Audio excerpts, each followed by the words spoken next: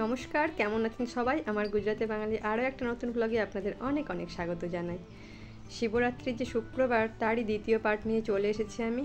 এই যে মেলা থেকে বেরোনোর সময় বিভিন্ন খেলনাপাতি বাচ্চাদের তো থাকবেই। এখানে বাদাম ভাজা বিক্রি হচ্ছিল। এই যে আবার একটা মিষ্টির দোকানে চলে এসেছি। এখানে মিষ্টিগুলো আমাদের ওয়েস্ট বেঙ্গল থেকে অনেকটাই আলাদা, তাই না? এই দেখুন, এই মিষ্টিটা একটা পিস কিনেছিলাম, 30 টাকা নিয়েছিল। তবে টেস্টটা ভালোই, একটু নতুন ধরনের দেখলাম বলে তাই নিয়েছিলাম। আর এই দেখুন জামা কাপড়গুলো কীরকম, সবই ওই লেহেঙ্গা টাইপের এবং কিছু কুর্তিও রয়েছে। আর জামা কাপড় তো আর নেবো না, আগে থেকেই বললাম, ওই জন্য জামা কাপড়ের দিকে আর বেশি তাকানোর সময় হয়নি। তবে এই মেলাতে প্রচুর ফুলের টব, ফুলদানি, এরকম প্লাস্টিকের প্রচুর ফুল বিক্রি হয়। আমি আগের বারও দেখেছিলাম। এই দেখুন সেই মন্দিরটায় চলে এসেছি, বললাম না ফেরার সময় যাব। এই যে চলে এসেছে। শিবরাত্রির জন্য কি সুন্দর সাজিয়েছে দেখুন, পুরো মন্দিরটা যেন ঝলমল করছে আলোতে। চলুন সামনে যাই, ওখানে একটা ফোয়ারা করেছে দেখতে পাচ্ছি। ও আচ্ছা, এই তো ফোয়ারার মাঝে একটা শিবলিঙ্গ বসানো রয়েছে। সামনে গিয়ে দেখি চলুন।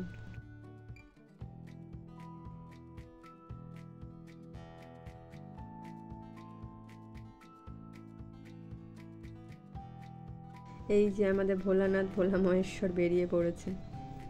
কি সুন্দর তৈরি করেছে এখানটায়, তাই না বলুন? ফোয়ারার জলটা এসে একদম ভোলানাথের মাথার উপর পড়ছে। এই দেখুন সিঁড়ি দিয়ে উঠতে উঠতে আরও সুন্দর লাগছে এখানটাকে, অপূর্ব সুন্দর বানিয়েছে। তবে ওটা এই যে অনুভূতি ধাম, মন্দিরটার ভেতরে যাই চলুন। এর ভিতরেও অনেক কিছু দেখার রয়েছে। আমি তো আগেও এসেছি 1 থেকে 2 বার অন্তত, তারপরে মাঝে আর আসা হয়নি। এই যে আধ্যাত্মিক সমালয়, জীবন দর্শন আর্ট গ্যালারি। ভেতরটা বেশ ভালোই ভিড় রয়েছে দেখছি। এই দেখুন ওপরটা কি সুন্দর সাজিয়েছে, পুরো সে মহাকাশের মতো সাজিয়েছে, শূন্য মহাকাশ যেমন হয় না। ঝাড়বাতি লাগানো রয়েছে, ওইখানে বৈকুণ্ঠ দর্শন, ওটাও দেখাবো। এই সাইডের গুলো আগে দেখিনি। এই যে এখানে মহাপ্রভু, মা সরস্বতী সব রয়েছে, গুণ ও শক্তি আঁকা সাগর এই ফটোটার মূল বিষয়বস্তু। এখানে মা জগদ্ধাত্রী, অনেক কিছুই আঁকা রয়েছে দেখছি এখানে। এখানে শান্তিকা সাগর, কি সুন্দরভাবে ছবিগুলো আঁকা হয়েছে দেখুন। মন্দির, মসজিদ, আচ্ছা যে যার মন্দিরে, মানে হিন্দুদের মন্দিরে শান্তি, আর মহামেডামদের মসজিদে সেগুলোই করা রয়েছে, সুন্দরভাবে তুলে ধরা হয়েছে। আর এখানে প্রেম কা সাগর।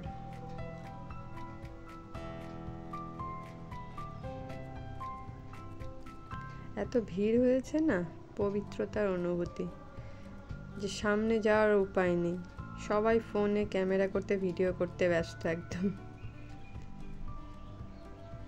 এইখানে মনে হচ্ছে ছোট্ট গোপালকে দলায় দোলানো হচ্ছে, এই যে বৃন্দাবনে সেই কাহিনীটাই এখানে তুলে ধরা হয়েছে।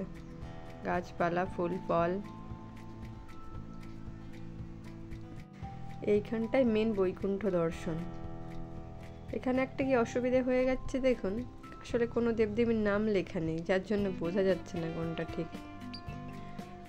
তবে এখানে প্রচুর দেবদেবী বসে রয়েছেন। একটা বিবাহের মণ্ডপ সভা সাজানো হয়েছে, এটা পরিষ্কার বোঝা যাচ্ছে। এবং মনে হচ্ছে খুব সম্ভবত এখানে শ্রীকৃষ্ণ এবং রাধিকা রয়েছেন, দাঁড়িয়ে রয়েছেন ওনারা। বৈকুণ্ঠ ধামের ঠিক পাশেই যে এখানে রাধা কৃষ্ণ এবং তার গোপী গোপিনীদের রাসলীলা সুন্দরভাবে এখানে তৈরি করা রয়েছে। সমস্ত নাচ, গান, বাজনা, ময়ূর, একদম প্রকৃতির সঙ্গে যে তাদের সেই যে রাসলীলা, সেটাকে সুন্দরভাবে এখানে গুছিয়ে একদম সাজানো রয়েছে। আর এই যে এরই পাশে আবার আনন্দকা সাগর, আধ্যাত্মিক আনন্দ। আসলে এতটা আধ্যাত্মিক জিনিসপত্র আমি ঠিক বুঝতে পারছি না, তবে বেশ ভালোই করেছে এখানটায়। ছবিগুলো খুব সুন্দর এঁকেছেন। এই যে